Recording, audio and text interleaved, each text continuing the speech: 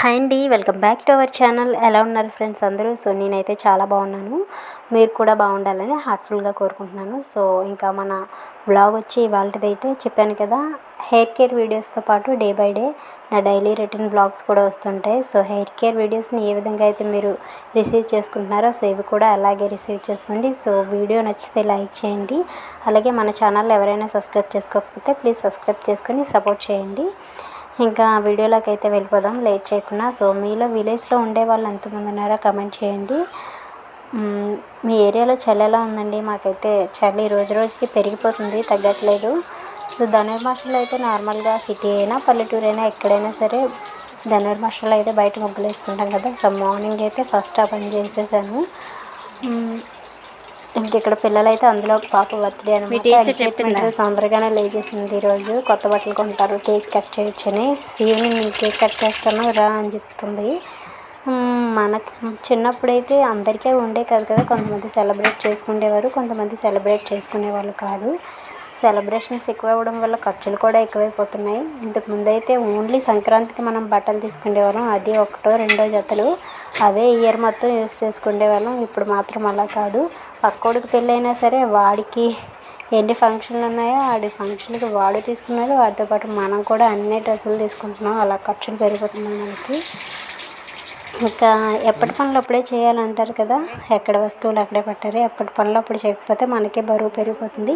బట్టలు 2 డేస్ నుంచి ఉతకపోవడం వల్ల అన్ని బట్టలు వచ్చాయన్నమాట. సో బట్టలు ఉతికేసాను నేను. ఇంకా వెనకాతలకి పొయ్యి ముట్టించడానికని వచ్చాను. కట్టెల పొయ్యి మీద వంట చేస్తాను అనమాట డైలీ. ఓన్లీ టీ ఒకటే గ్యాస్ మీద పెట్టుకుంటాం.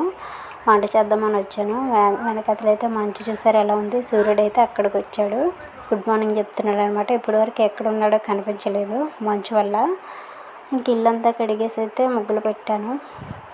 ఇలా కడిగినట్టు ఎంతోసేపు ఉండదని వీడియో తీస్తున్నాను అనమాట. తొక్కేస్తారు వద్దని చెప్పామనుకో, ఎవరికి నచ్చినట్టు వాళ్ళు ఉంటారు కదా. వద్దని చెప్తే గొడవలు అయిపోతాయి, అంతకు మించి ఏమి ఉండదు. వీడియో తీస్తున్నాను. తీస్తుండగా మా మామయ్య ఏమో వాళ్ళ అమ్మగారిని తీసుకొని వచ్చాడనమాట. చూడండి, మా మామయ్య వాళ్ళ అమ్మ అనమాట. చూడండి ఎంత వేసి ఉంటుందో మీరు కమెంట్ చేయండి.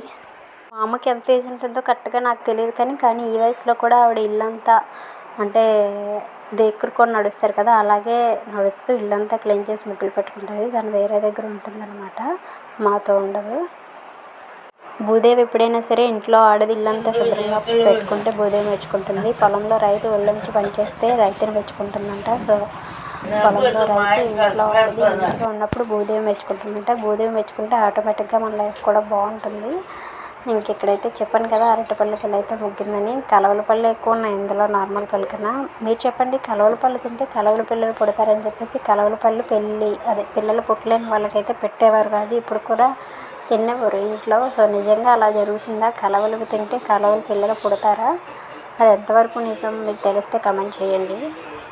నేనైతే ఏమో అని చెప్పేసి నేను ఎప్పుడు తినలేదు కలవల పండు. అలాంటివి ఏమైనా ఉంటే మా అమ్మ వాళ్ళ దగ్గర అయితే మా నాన్నకి ఇచ్చేసేదాన్ని. ఇక్కడైతే మా మావి తినేస్తారు, ఇంకా మేము ఎవరు తినమన్నమాట అవి.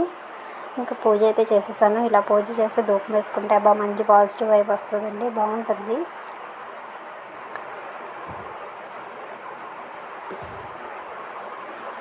మీలో ఎంతమందికి ఇష్టం ఇలా ధూపం వేయడం? మ్యాక్సిమం చాలామందికి ఇష్టం ఉండే ఉంటుంది. ధూపం వేసేసి డోర్లు వేసేసి కాసేపు అలా వదిలేస్తే ఇల్లు మొత్తం మంచి పాజిటివ్ వైబ్ వస్తుంది, బాగుంటుంది. నాకైతే చాలా ఇష్టం. ఇంకా పూజ అయితే చేసేసాను.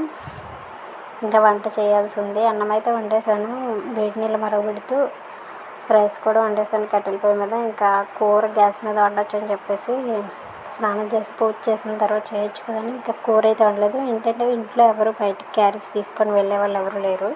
అందువల్ల నాకు వంట లేట్గా చేసినా లంచ్కి ప్రిపేర్ చేస్తే సరిపోద్ది. మార్నింగ్ ఏం ప్రిపేర్ చేయాల్సిన అవసరం ఉండదు అనమాట. అదొకటి ప్లస్ పాయింట్ అయిందనమాట. కొంచెం నెమ్మదిగా పనులు చేసుకోవచ్చు. క్యారీస్లు ఉంటే హడావడిగా పొద్దున్నే లేచి పనులన్నీ చేసుకోవాలి, హడావడి అయిపోద్ది. నాకు ఆ హడావడి ఎవరు క్యారీస్ పెట్టుకొని బయటకు వెళ్ళి పని చేసేవాళ్ళు లేరు. మా హస్బెండ్కి ఏమో అక్కడ క్యాంటీన్లో తినేస్తారనమాట. ఇంట్లో ఉన్నప్పుడే ఇంట్లో తింటాడు, అందువల్ల ఇబ్బంది ఉండదు. కిచెన్లోకి వచ్చి అయితే కర్రీ ప్రిపేర్ చేస్తున్నాను. సో వీడియో ఎలా అనిపించిందో కమెంట్ చేయండి. వీడియో నచ్చితే లైక్ చేయండి, అలాగే ఛానల్ని సబ్స్క్రైబ్ చేసుకొని సపోర్ట్ చేయండి. ఓకేనా? మళ్ళీ నెక్స్ట్ వీడియోలో కలుద్దాం.